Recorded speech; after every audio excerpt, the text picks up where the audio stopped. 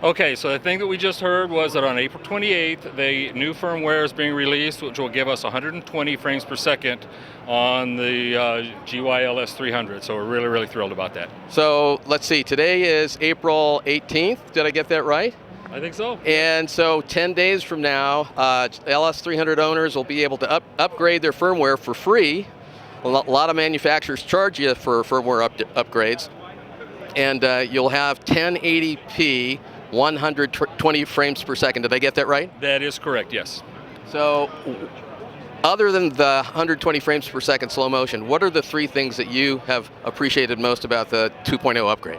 Well, first of all, last year when we introduced this camera, I loved it to start with.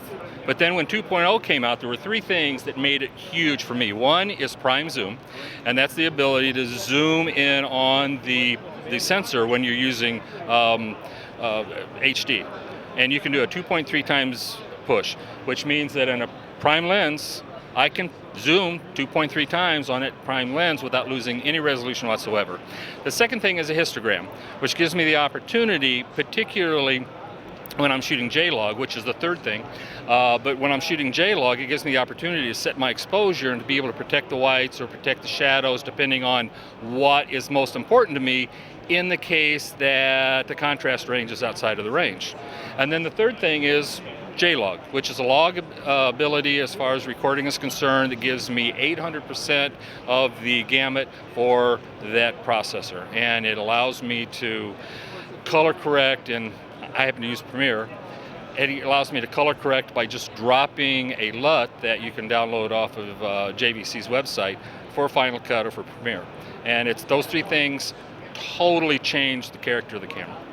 Right, so I rented the camera back in the version 1.0 days. It was pretty darn good, and I've been recommending it to people based on the version that I shot with. But now that we are at 2.0, it's even more of a competitor for higher end, much more expensive cameras.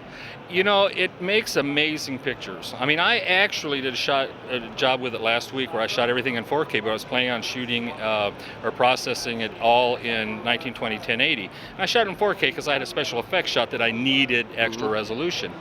Well, when I put the whole thing together and took a look at it, I had about a 45-year-old man in the shot, and I realized that it really was a little too sharp. So after taking 4K, taking it down to 1920 1080, I actually took it into Lumetri and defocused it, pulled the sharpness out for about 10%. When I sent it to my client says to me, "Did you shoot this on that new 300? And I go, "Yeah." And he goes, "Wow, this is some of the best video I've ever seen." That's great. That's a lot cheaper than plastic surgery. It is a lot cheaper. So Fred, I appreciate your time. Thanks for doing this. This is a little bit of a behind the scenes for all you folks who want to shoot at shows.